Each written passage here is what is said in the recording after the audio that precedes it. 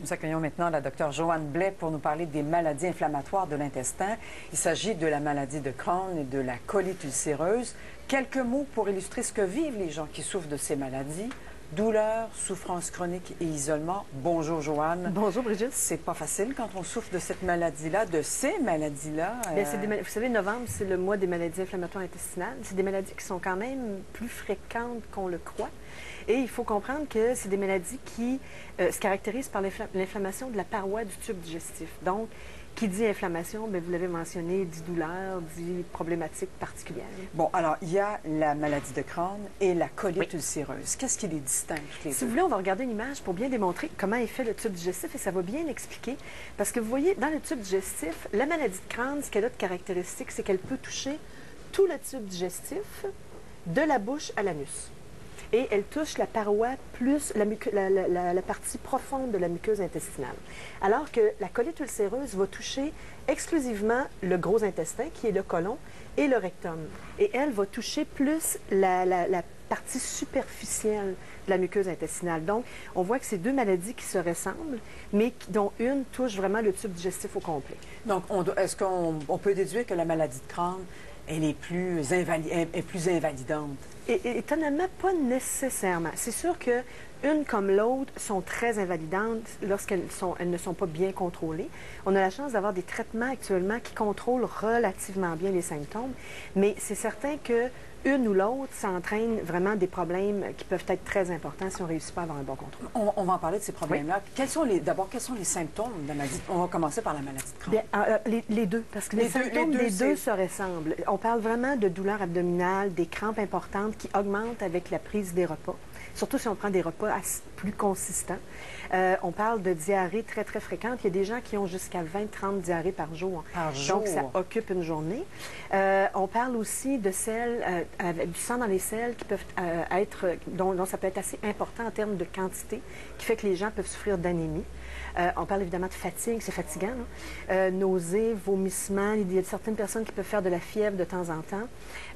Donc, il y a une perte de poids, peut avoir une perte d'appétit. Il y a des gens qui ont des espèces d'envie impérieuses d'aller à la selle, des espèces d'urgence, mais quand ils arrivent à la salle de bain, c'est pour évacuer pas grand-chose. Donc, ça dérange une vie, là, vraiment. Oui. Et qu'est-ce qui cause cette maladie-là? Est-ce qu'il y a des facteurs? Est-ce qu'il y a des gens qui ont certains régimes alimentaires, qui mangent davantage de la malbouffe? Est-ce qu'ils sont davantage exposés? C'est des questions qui sont très, très intéressantes, mais malheureusement, comme toutes les maladies, vous savez, c'est des maladies auto-immunes. Hein? Donc, la façon dont on explique, on n'a pas de cause comme telle, on n'identifie pas de cause, mais ce qu'on sait, c'est que de plus en plus, la recherche démontre que ce serait des maladies dont le système immunitaire digestif fonctionne de façon très déréglée et il attaque ses propres cellules. Donc, il attaque probablement les virus et les bactéries qui sont normalement présents dans notre intestin. Fait que c'est ce qu'on peut expliquer. Il y a des facteurs évidemment génétiques aussi. On sait que si dans ta famille, tu as des antécédents familiaux de maladies inflammatoires intestinales, tu es évidemment plus à risque. Il y a des facteurs environnementaux, mais on n'est pas trop capable encore de les identifier. Quand vous dites environnementaux, là, vous voulez dire tabagisme, les gens qui font peu d'activité, l'alimentation. Est-ce que ça va jusque-là, environnementaux? Malheureusement, on aimerait ça pouvoir dire aux gens, écoutez, si on aimerait ça dans le sens qu'on identifierait des causes. L'alimentation, on n'est pas capable. Les recherches jusqu'à maintenant ne peuvent pas dire que les habitudes de vie causent les maladies inflammatoires intestinales. Par contre, ce qu'on sait, c'est que les mauvaises habitudes de vie augmentent les symptômes une fois qu'on l'a. Fait que c'est la nuance qu'il faut apporter parce qu'on ne peut pas dire que les gens qui vont nécessairement manger de la malbouffe tous les jours vont développer une maladie inflammatoire. Ils ne seront pas plus exposés que d'autres. Mais si vous souffrez d'une maladie inflammatoire intestinale et que vous mangez moins bien, ça peut augmenter les symptômes. Ça, on a plus d'études qui confirment ça. Et est-ce qu'il y a un profil type? Est-ce que ce sont davantage les hommes, les femmes? C'est autant les hommes que les femmes. Dans la littérature, ça touche les jeunes adultes. Donc, on parle entre 15 et 40 ans. La majorité, on découvre les maladies inflammatoires intestinales avant 30 ans. Les Blancs sont plus à risque. On parle de 2 à 5 fois plus à risque que les Noirs ou les Asiatiques.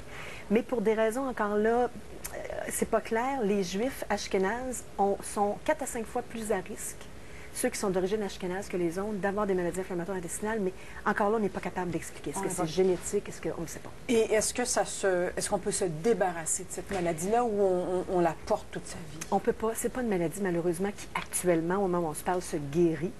C'est une maladie qui évolue par poussée-rémission. Donc, on sait qu'il y a des gens qui, pour des raisons X, vont avoir une grande période où ils sont en rémission complète, puis ça va très, très bien. Il y en a que ça peut être un peu plus difficile, mais malheureusement, on ne peut pas en guérir. Bon, qu'est-ce qu'on fait comme traitement? Bien, on a, comme je mentionnais en début d'émission, on est chanceux parce qu'on a vraiment une panoplie de traitements actuellement qui nous permettent quand même d'avoir un bon contrôle. On parle toujours, vous allez voir que tous les médicaments que je vais mentionner, le but est toujours de diminuer l'inflammation. Vu que c'est une maladie inflammatoire, on veut diminuer la réponse immunitaire qui déclenche l'inflammation. Donc, on commence avec, par exemple, des dérivés salicylés. J'en nomme un qui est l'Azacol, il y en a de plusieurs autres sortes, qui ont comme importance de diminuer l'inflammation, mais c'est des sortes de médicaments qui donnent nausées, vomissements, maux de tête. Donc, tu sais, on y va à petite dose. C'est pas agréable. Puis, tous ces médicaments-là, malheureusement, ont leurs effets secondaires, mais il faut vraiment peser les avantages et les inconvénients. Après ça, on peut ensuite passer à l'étape de donner des corticostéroïdes. Donc, on en parle souvent, la prednisone, qui, encore là, sont des anti-inflammatoires. Mais on sait que les effets secondaires de la prednisone, c'est avoir une augmentation de poids, on peut avoir de l'acné, on peut avoir des problèmes d'insomnie. Ça diminue la masse osseuse si on en prend sur une très longue période. Donc, on va essayer de donner la prednisone sur une période de 3-4 mois. Et après ça, il y a quelques autres médicaments qui sont apparus sur le marché qui deviennent intéressants parce qu'on a, entre autres, les immunosuppresseurs, comme l'Imura, qui sont des médicaments qui jouent vraiment sur l'inflammation, mais aussi sur le maintien d'une période de rémission plus longue. Et là, il y a des nouvelles catégories de médicaments qu'on appelle les anti-TNF. Je ne vous demanderai pas, Brigitte, de retenir ça. Mais c'est une catégorie de médicaments qui va être donnée en dernier recours lorsque tous les autres n'ont pas fonctionné chez des gens qui ont des symptômes modérés à sévères, pour diminuer les symptômes et essayer d'encore là maintenir une période de rémission plus importante. Est-ce qu'il y a une façon non médicale? Bon, il y a des gens qui n'ont peut-être pas le goût, quand on regarde tous ces effets secondaires-là, oui, c'est pas tellement inspirant. Évidemment, il faut peser le pour et le contre, mais est-ce qu'il y a des solutions non médicales? Quand on pense, par exemple, aux probiotiques, est-ce que ça peut atténuer, est-ce que ça peut aider à la santé de sa flore? On aimerait ça dire que oui. Dans ce que j'ai lu dans la littérature, on n'a pas de preuves qui démontrent que c'est véritablement efficace pour contrôler de façon efficace, je répète le mot efficace, mais contrôler les symptômes. Par contre, moi, je vais dire à mes patients, écoutez, il n'y a rien qui vous empêche de l'essayer parce que c'est comme l'alimentation. Il y a des patients qui vont dire, je prends des produits laitiers, c'est l'enfer. Puis il y a des gens qui vont dire, je prends des produits laitiers, puis ça va très bien. Donc, les gens qui souffrent de maladies inflammatoires, on leur dit toujours, gardez-vous un petit journal de bord pour marquer quand vous avez mangé telle chose, vous avez pris telle chose.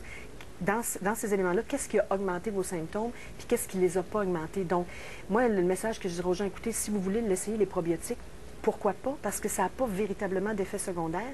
Mais ce qu'on ne sait pas, c'est dépendamment des gens, est-ce que ça peut augmenter les symptômes qu'ils ont déjà? Peut-être que le truc, ce serait d'essayer ça quand on n'est pas en période de crise, finalement. Et la vitamine D, il y a une équipe de chercheurs, dont des chercheurs canadiens, qui se sont rendus compte que la vitamine D pouvait être un outil intéressant. Est-ce que c'est une option que vous suggérez ça à vos patients? Bien, c'est-à-dire qu'on ne peut pas en ce moment le suggérer parce que ce qui est très clair dans cette recherche-là, c'est que ça va prendre d'autres recherches avant d'être capable de démontrer vraiment que c'est efficace.